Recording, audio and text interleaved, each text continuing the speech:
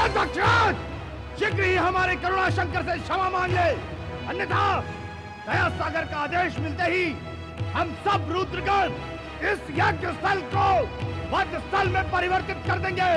परिणाम अत्यंत भयंकर होगा। अरे और निम्न कोटि के उजड़ पशुओं, अपनी अपनी वाणी पर नियंत्रण रखो, अन्यथा। अरे ओ नीच ब्राह्मण, स्मरण रहे, शाप का प्रतिशोध महाशाप होता है।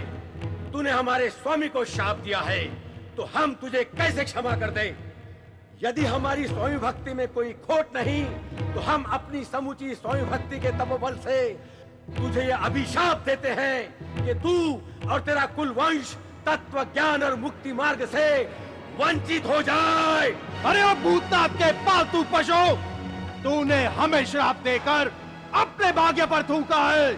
अब हम तुम पशुओं को श्राप देते हैं कि तुम सब रुद्रगण वेद मार्ग से भटककर भ्रष्ट हो जाओगे। अधर्मी ब्राह्मण, पालतू कुकुर के समान भौ भौ बनकर संसार तुम्हें अछूत समझेगा। सर पर जटाजूट, शरीर पर शवों की भस्म और गले में हड्डियों की माला तुम्हारा श्रृंगार होगा। हर हर महादेव! मदिरा का मद तुम्हारे नारकीय जीवन का आश्रय होगा। हर हर हर हर असभ्य समाज तुम्हारी काली छाया से दूर भागेगा। हर हर हर हर तुम सब सामाजिक मान सम्मान से वंचित होकर गधों की भांति समाज का भार ढोने का साधन बनोगे। बस शिवद्रोही, बस। बहुत विधवा विलाप कर लिया तूने। अरे तूने जो हमें अभिशाप दिया, हमें उसकी तनिक भी चिंता नहीं। हमने शिव के लिए ये जीवन पाया है और उन्हीं की आन पर न्योछावर है ये जीवन। किंतु अब हमारे मुखों से निकला शाप तीनों लोकों में तुम्हें चैन की सांस नहीं लेने देगा। ब्रह्म विद्या तुम सब पोंगा पंडितों के मन और वचन से अंतर्ध्यान हो जाएगी। तुम अपने चिकने चुपड़े लच्छेदार तर्कों से समाज को बहकाओगे, उनको उल्लू बनाओगे। भिक्षाम देही की करुण पुकार तुम मूर्खों के जीविका का साधन होगी। आने वाले युगों में भिक्षा मांगना ही तुम्हारा धर्म होगा। धर्म का आवरण ओढ़कर समाज के भोले भाले लोगों को नर्क का भय दिखाकर छल कपट के अंग से तुम और तुम्हारी संतानें अपना पापी पेट भरेंगी। सत्कर्मों का फल तुम्हें और तुम्हारे कुलवंश को कभी नहीं मिलेगा। नरकगामी जीवन ही तुम्हारी जमा पूंजी होगी। हर हर हर हर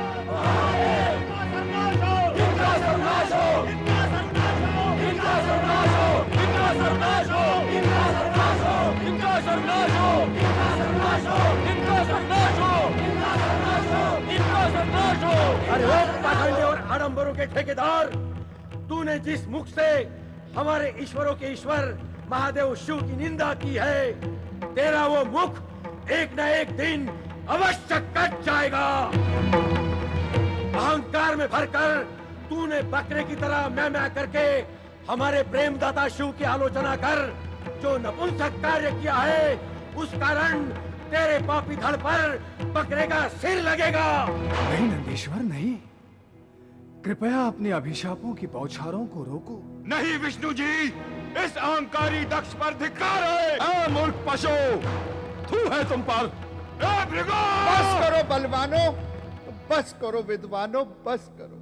संसार पर दया करो, अपने अपने मन भेदों को समाप्त कर दो, अपने क्रोध को त्याग दो। नहीं नारद जी, नहीं। इन्होंने हमारे इष्ट देव का अपमान किया है, हम इन्हें कदापि नहीं छोड़ेंगे। बस प्रिय भृंगी, प्रिय नंदी, सभी शांत हो जाओ।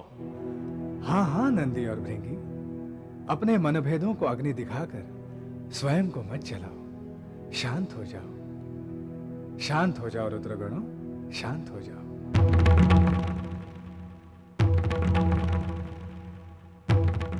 हे पुत्र दक्ष, तुमने ये कैसा अनर्थ कर डाला।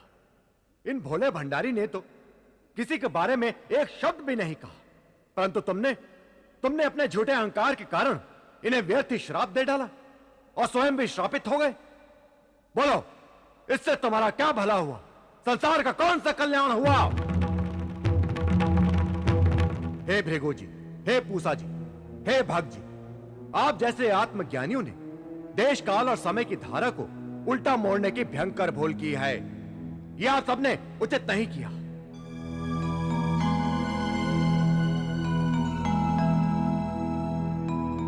हे प्रिय नंदी, हे प्रिय भृंगी, हे प्रिय रुद्रगणों, आप लोगों ने व्यर्थ ही दक्ष राज पर क्रोध किया और इन्हें श्राप दे डाला।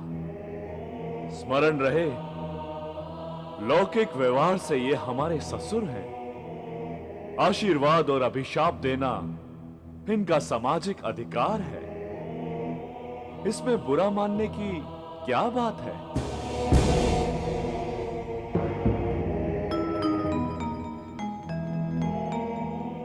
इन दक्षराज ने हमारे संबंध में जो कुछ भी कहा है उनमें इनका कोई दोष नहीं, क्योंकि इन्होंने हमें अपने नेत्रों से देखा है, अपने नेत्रों से जाना है और अपने नेत्रों से पहचाना है, परंतु आत्मा से नहीं। किंतु आप लोगों ने हमें परख कर भी क्रोध क्यों किया? रुद्रगणों, मतभेदों का उत्तर उग्रवाद नहीं होता, अभिशाप नहीं होता।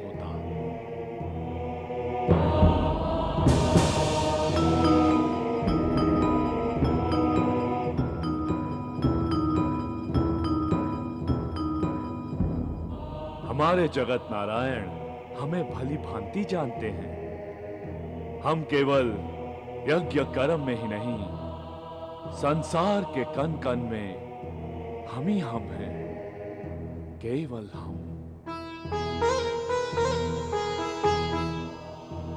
इसीलिए किसी के कह देने भर से हमारा त्याग नहीं होता, हमारा बहिष्कार नहीं होता। ज्ञान के धर्म कांटे पर यदि देखा जाए तो हम जगत के सारे बंधनों से मुक्त हैं।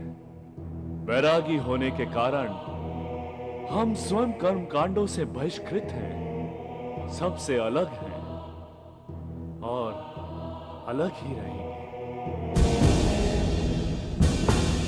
जिस प्रकार दक्षराज ने ज्ञान का बखान करके, क्रोध करके अज्ञान किया है, तुमने भी अज्ञानियों की भांति क्रोध करके अज्ञान ही प्रकट किया है। क्रोध कैसे भी किया जाए, ज्ञान से किया जाए या अहंकार में आके किया जाए, क्रोध मोह और अमंगल का ही कारण होता है। उपदेश मत दो भूतनाथ, भलाई चाहते हो तो चले जाओ यहां से, अन्यथा। स्वामी,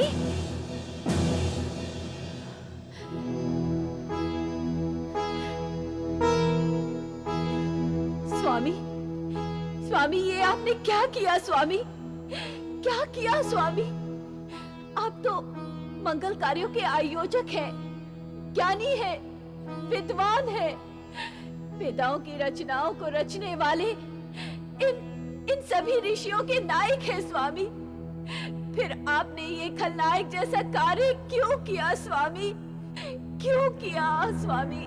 बोलिए, बोलिए स्वामी, मेरे प्रश्न का उत्तर दीजिए स्वामी। निर्जीव पाषाण की तरह क्यों खड़े हैं आप?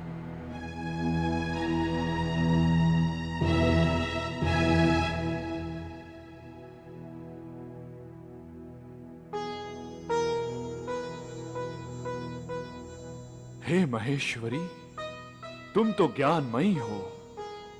संसार की प्रत्येक घटना में तुम स्वयं घटित हो रही हो। फिर तुम्हारे करुणामयी नयनों में संसार की मिथ्या व्यवहार पर ये आंसू क्यों छलक रहे हैं? स्वामी, आप मेरी आत्मा हो और जब आत्मा पर घातक वार होगा, उसकी पीड़ा से नैनों से आंसू छलकना स्वाभाविक है। आप मेरे पिताश्री को क्षमा कर दीजिए। हाँ स्वामी, जमाई तो पूज्य होता है। आप कृपा इनसे क्षमा मांग लीजिए। महादेव तो दया के सागर हैं, ये अवश्य आपको क्षमा कर देंगे स्वामी। तो तुम जी भरकर पूजा करो, हम कहाँ रोक रहे हैं। किंतु आज एक निर्णय हो जाए। निर्णय? कैसा निर्णय चाहते हैं आप स्वामी? असिकने, तुम्हारा जमाई मोह हमारे लिए एक पीड़ादायक असाध्य रोग बन गया है। अभी और इसी क्षण इनकी शल क्रिया हो जाए तो हमारी मानसिक यातना का अंत हो जाएगा।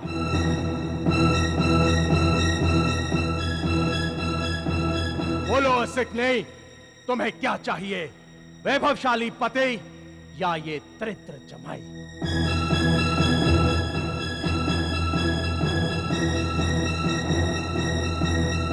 यदि जमाई चाहिए तो इस भवन के द्वार खुले हैं।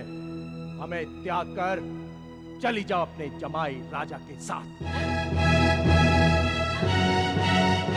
हमारी पीड़ा का सदा सर्वदा के लिए सुखद अंत हो जाएगा। हम तुम्हें सभी सामाजिक बंधनों से मुक्त करते हैं।